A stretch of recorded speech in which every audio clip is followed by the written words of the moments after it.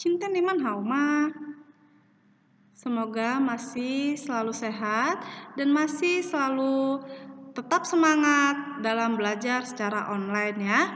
Oke, pada hari ini Jumat tanggal 21 Agustus 2020 kita masih mempelajari tema 2 selalu berhemat energi, subtema 2 manfaat energi. Hari ini kita akan masuk ke materi pembelajaran 5 dan 6. Tapi sebelum Lause membahas pembelajaran 5 dan 6, Lause terlebih dahulu menjelaskan tujuan pembelajarannya. Ya. Tujuan pembelajarannya 1. Siswa mampu memahami tempo dan tinggi rendah nada dalam menyanyikan lagu. 2. Siswa mampu menjelaskan karakteristik ruang dan pemanfaatan sumber daya alam untuk kesejahteraan masyarakat dari tingkat kota, kabupaten, sampai tingkat provinsi dengan benar. 3. Siswa mampu menyajikan gagasan pokok dan gagasan pendukung yang diperoleh dari teks visual. 4. Siswa mampu menjelaskan hak dan kewajiban sebagai warga masyarakat dalam kehidupan sehari-hari. Nah, ini adalah tujuan pembelajaran yang akan kita bahas. Dari keempat tujuan pembelajaran ini mencakup tujuan pembelajaran dari muatan SBDP, muatan IPS, muatan Bahasa Indonesia, dan muatan PPKN. Oke, mari kita masuk ke pembelajaran 5. Muatan SBDP KD 3.2 dan 4.2. Pola irama dan ketukan.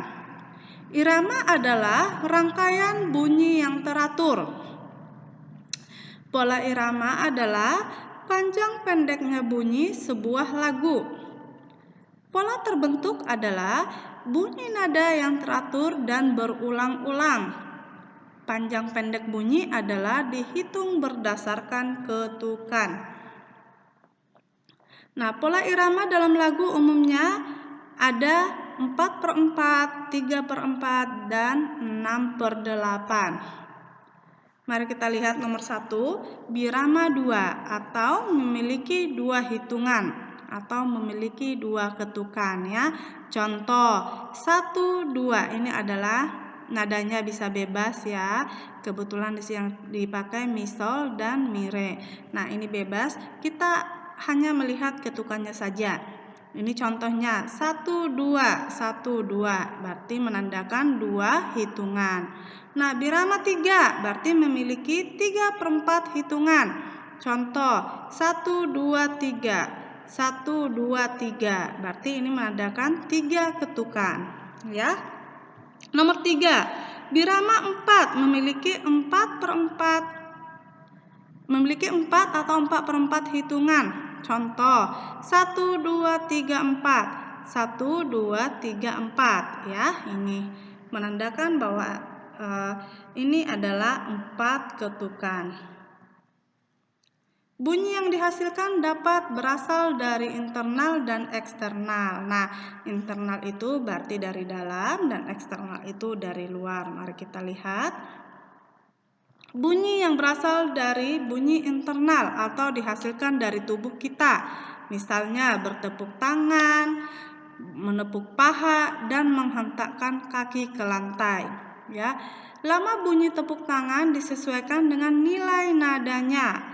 1 tepuk tangan dapat bernilai setengah ketuk, 1 ketuk, 2 ketuk, 3 ketuk, dan 4 ketuk. Nah, sedangkan bunyi eksternal dihasilkan oleh alat musik, yaitu gendang, suling, gitar, tamborin, dan drum. Masih banyak lagi ya. Oke, sekarang kita masuk ke muatan pembelajaran IPS KD 3.1 dan 4.1. Pemanfaatan sumber daya alam. Sumber daya alam juga dimanfaatkan untuk membantu kegiatan manusia. Jadi sumber daya alam itu juga dimanfaatkan untuk membantu kegiatan kita. Apa saja contohnya? Minyak bumi. Nah, minyak bumi apa gunanya bagi kita? Nah, dengan adanya minyak bumi ini akan membantu kegiatan kita dalam seperti apa? Misalnya, minyak bumi itu kita gunakan untuk kendaraan. Kita mau berkunjung atau pergi ke suatu tempat yang jaraknya lumayan jauh. Nah, dengan adanya minyak bumi, ini bisa membantu kegiatan kita, ya. Tanpa adanya minyak bumi, pasti kendaraan yang akan kita pakai itu tidak akan bisa hidup. Lalu, air. Nah, sumber daya alam yang lainnya adalah air. Air itu sangat penting bagi kehidupan kita, ya. Air itu sangat-sangat penting bagi kehidupan kita. Nah, kegiatan apa saja yang kita lakukan dengan menggunakan air? Misalnya, mandi dan mencuci pakaian, dan masih banyak lagi hal yang kita lakukan dengan menggunakan air, ya. Yang ketiga, ini apa? Matahari, ya. Kita memanfaatkan sumber daya alam matahari ini dalam kegiatan apa? Yaitu dengan menjemur pakaian. Para nelayan menggunakan sumber daya alam matahari menjemur ikan, dan masih banyak lagi, ya. Oke, kita lanjut. Sumber daya alam harus dimanfaatkan dengan bijak. Jadi sumber daya alam itu harus kita manfaatkan dengan bijak. Nah, bagaimana memanfaatkan sumber daya alam secara bijak? Yaitu dengan cara yang pertama, melakukan penebangan pohon dengan cara tebang pilih.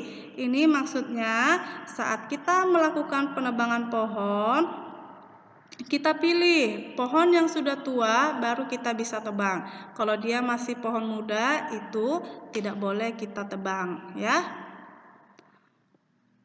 Lalu yang kedua, menggalakkan reboisasi atau penghijauan. Ini maksudnya kita menanam pohon di hutan yang gundul atau menanam kembali hutan yang sudah gundul, ya.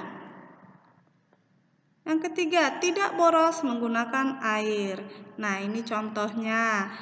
Jika kamu sudah selesai mandi, jika kamu sudah selesai menggunakan air, maka matikan keran airnya, jangan dibiarkan sampai bertumpahan, ya. Nah, itulah beberapa cara memanfaatkan sumber daya alam dengan bijak. Nah, di sini ada contoh pemanfaatan sumber daya alam. Nah, kegiatan pertama kita bahas kegiatan pertanian dulu, pertanian padi. Sumber daya alam yang digunakan itu ada matahari, air, tanah, udara, kotoran hewan, dan kerbau. Nah, pemanfaatannya, matahari dimanfaatkan untuk pertumbuhan padi, pembangkit listrik, dan menerangi lingkungan, ya. Lalu sumber daya alam air dimanfaatkan untuk mengaliri lahan pertanian. Tanah dimanfaatkan untuk media tanam. Udara dimanfaatkan untuk sumber karbon dioksida untuk berfotosintesis dan oksigen untuk pernapasan makhluk hidup. Nah, kotoran hewan dimanfaatkan para petani untuk pupuk tanaman. Kerbau dimanfaatkan bahan makanan dan sumber tenaga bagi para petani. Nah, untuk pembuatan ikan asin, berarti sumber daya alam yang digunakan ada kayu, garam, dan panas matahari.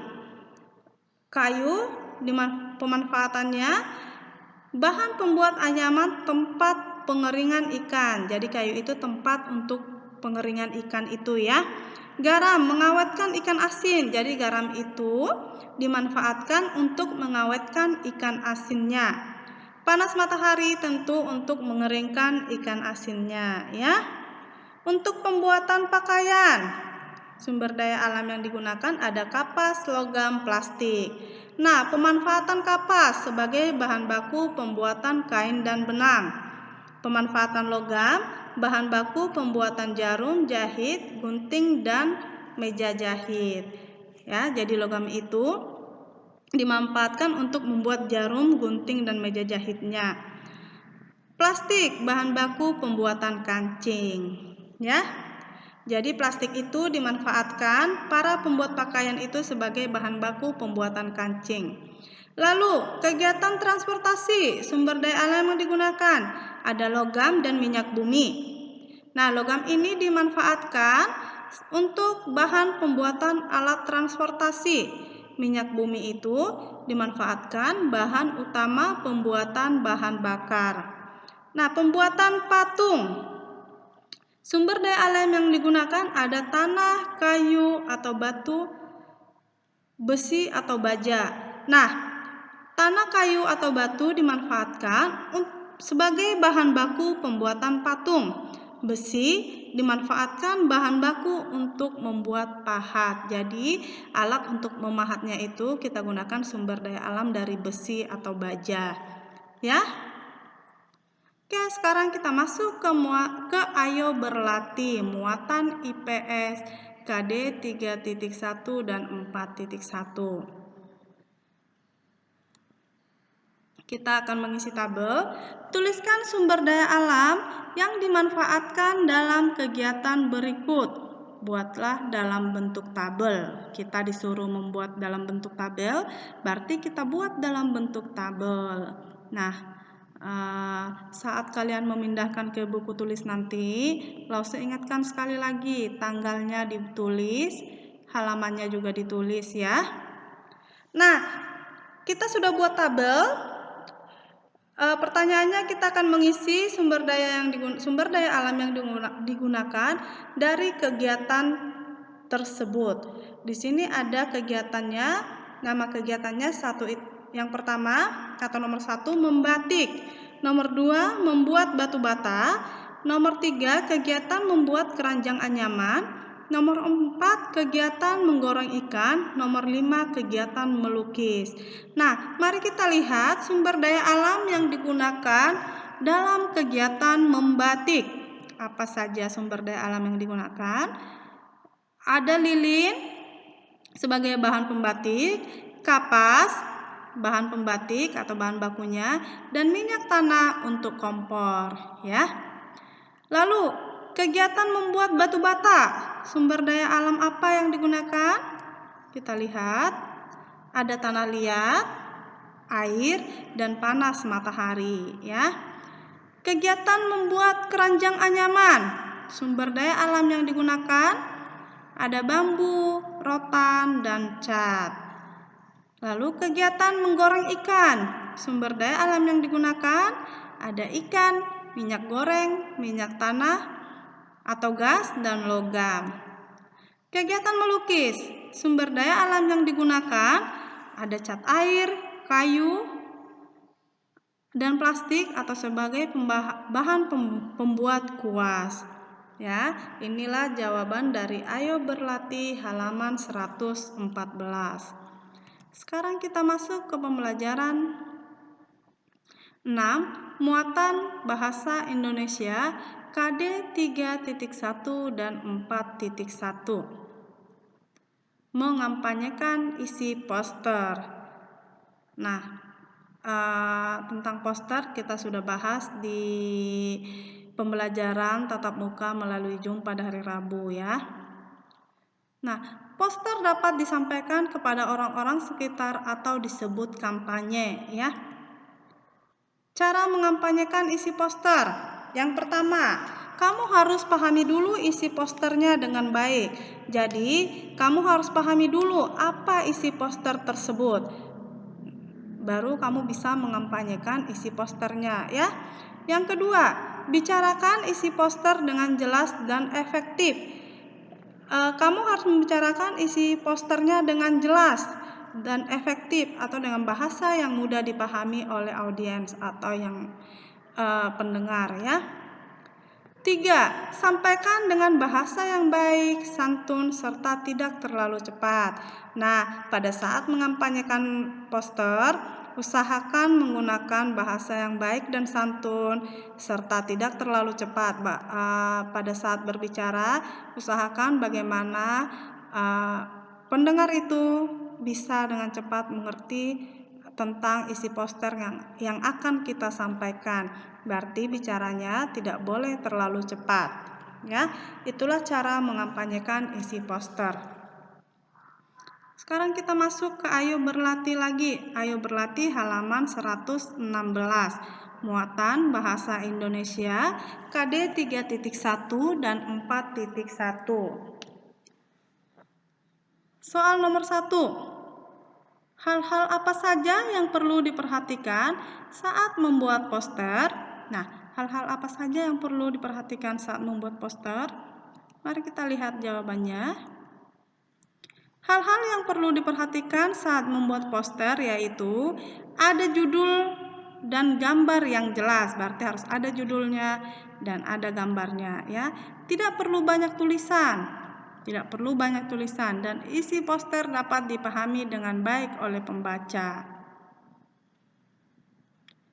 Lalu, nomor 2. Bagaimana cara agar orang lain tertarik dengan poster yang kamu buat? Bagaimana?